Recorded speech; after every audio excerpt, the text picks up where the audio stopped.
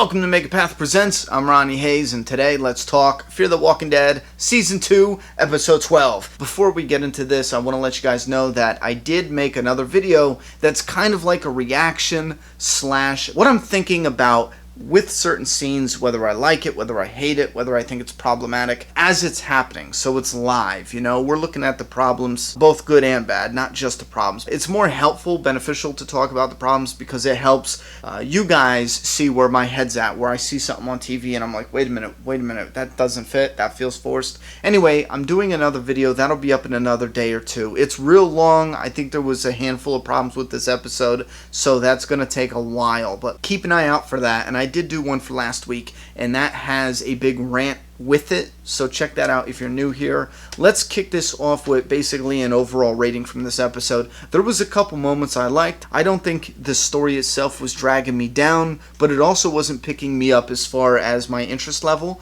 And at the end of the day, I think it had a powerful ending that wasn't as powerful as it could be, and that's my biggest problem with this series as a whole. And I just felt like this episode was in between nah and an okay. It's in between there a little bit. Listen, we're just going to go down the list and talk about a couple things. In the other video, I go in depth on a lot of different things that are problematic. But let's talk about Ofelia leaving, and I think this is very different than Nick. And I know a lot of fans like to generalize, like, oh, Nick left and you're hating on him, Ofelia left and you're not hating on her.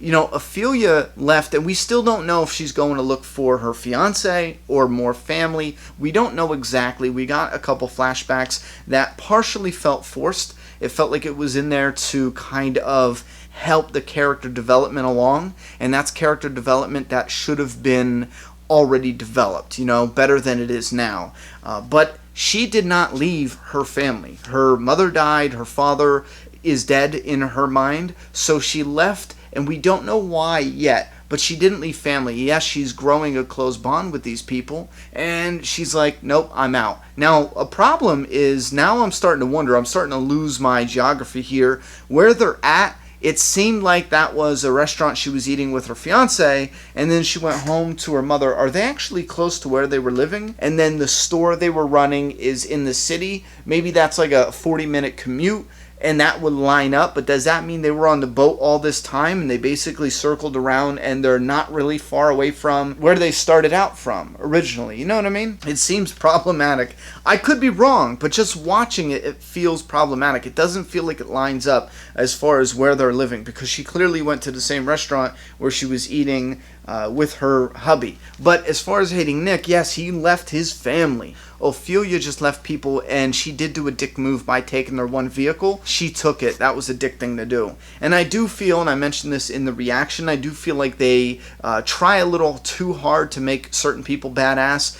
With Ofelia, they did it with the gas. She took, a load in her mouth full of gas, and she didn't even gag or wince or much of it. She gross, but it was as if she got a little too much salt, you know what I mean? And it wasn't a mouthful of gas. It's shit like that that makes it seem like at first viewing it's try hard, Other than that, I like the actress playing Ofelia. I think she's got great chemistry, and I think she could really pull it off, and she could become a fan favorite. In my opinion, she's one of the characters that is most likely, if she stays alive, most likely gonna become one of my fan favorites. You know what I'm saying? Moving past Ofelia, let's go to the Alicia and Hector where they're on the beach. And this, I think, is pathetic when you take this and you take the scene with Nick and Lucy from the episode previously. And this is what I find so bothersome. You have Nick who just walks away from his family, and I still feel like that's a weak part of the story. I think it's thin, and I'm not buying it at all, and it makes me dislike his character for leaving. But then you have Nick explaining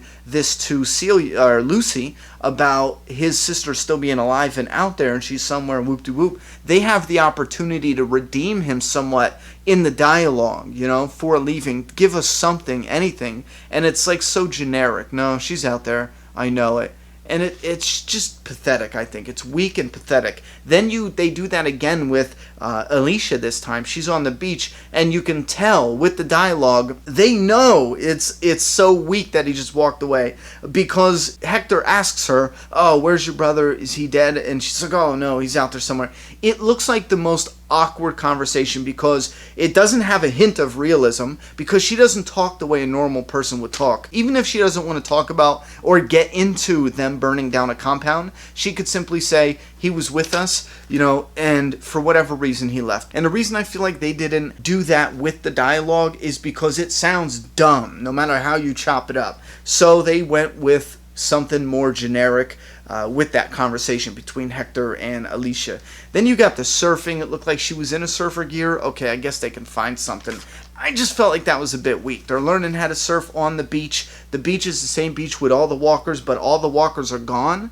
I mean, does a tide work that way? Would it take them all out without leaving any stragglers whatsoever? Maybe a few days has passed, sure, but there's no bodies. It looked like a clean beach. I mean, it doesn't even look like it was in the apocalypse. Whatever, moving on.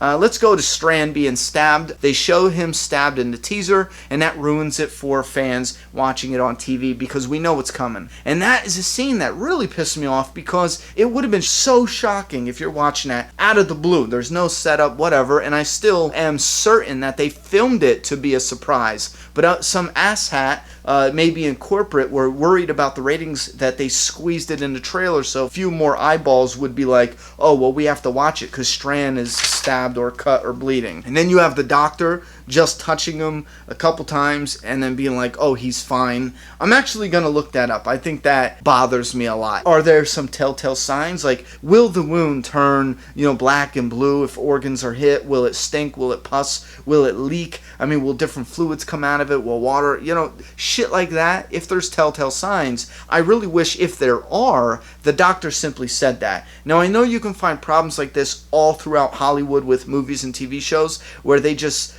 kind of skip over some bullshit just to make it more convenient for the storytelling. Like, oh, we just need medicine. So now we can rewind it now and see that they just have Strand stabbed simply to get Madison to the warehouse, simply so she can hear them talking about a gringo, so she can go back, turn on the sign to move the story forward with Travis seeing the sign, and then have, from the previews, it looks like a mob of people, not walkers, at the gates. So do you see how that whole thing about Strand getting stabbed was to push the story forward? Alejandro seemed weird and off, and it felt forced just to have him tell Nick and them they can't go out. Him, his attitude, what he was saying, part of it felt delusional, a lot of it seems weird, and I don't know if it's just me getting sick of these followers and they have to trust their leaders and all this other bullshit. When it works, and I have no problem with it, but here it just, between the Lucy shit, she kind of feels like an idiot sometimes.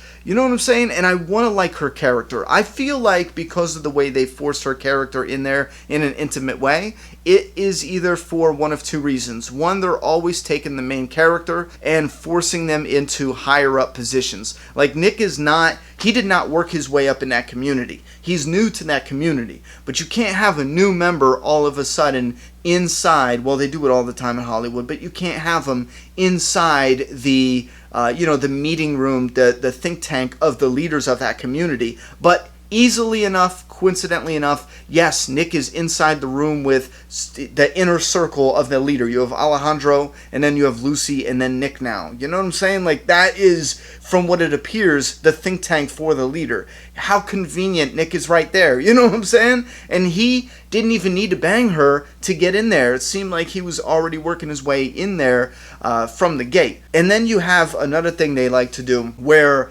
she might be getting killed off, so to kind of speed up the emotional connection between the two characters. And I know a lot of fans were like, oh, well, Maggie and Glenn, that was completely different. The context is different surrounding it. It's not the fact that they have sex. It's not the fact that they need an emotional connection. Like, you don't. People can bang. You could see someone on TV in a movie or a TV show, he can buy a hooker and bang her. If they film it in a way where he falls in love with the hooker, yes, there's an emotional connection, and how they show us that emotional connection is what I'm criticizing. This was not just sex for the sake of them getting laid. They were writing this as if Nick and Lucy had an emotional connection. They're still writing it as if they have this emotional connection. So yes, I feel like it's forced because she's going to die this season. It's either that or they're just simply forcing it to put him in that inner circle.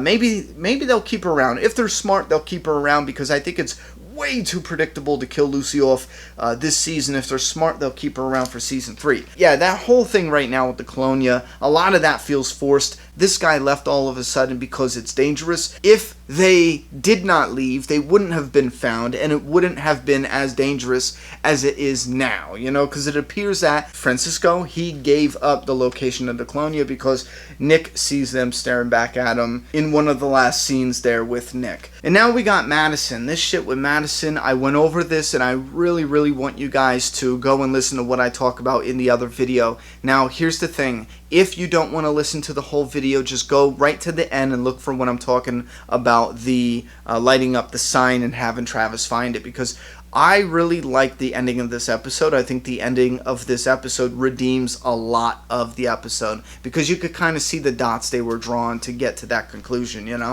But I really, really like it. And I like how they are bringing Travis back with the sign being lit up, because this area is huge. You have Travis wandering around. If they just ran into each other, lame. But he sees this sign. He starts heading in that direction. I think that is perfect, and I love it, and I can't wait to see the reunion of those characters. I want that. However, I feel like, again, they give us the first draft. It's simply, you know what, we're going to have Alicia talk. Madison is going to basically stare at her, and then we'll cut to the sign, show them that Travis sees it, and then cut it off. I feel like they could have had better dialogue there between Madison and Alicia, and I do think that her running off into Colonia when she hears about Nick, the gringo, I feel like that was reckless, and it felt reckless in a way where it was plot armor reckless for the character, and not reckless in the real world for the character. I feel like the character should have had some kind of remark about they have ice, they have some sort of leverage,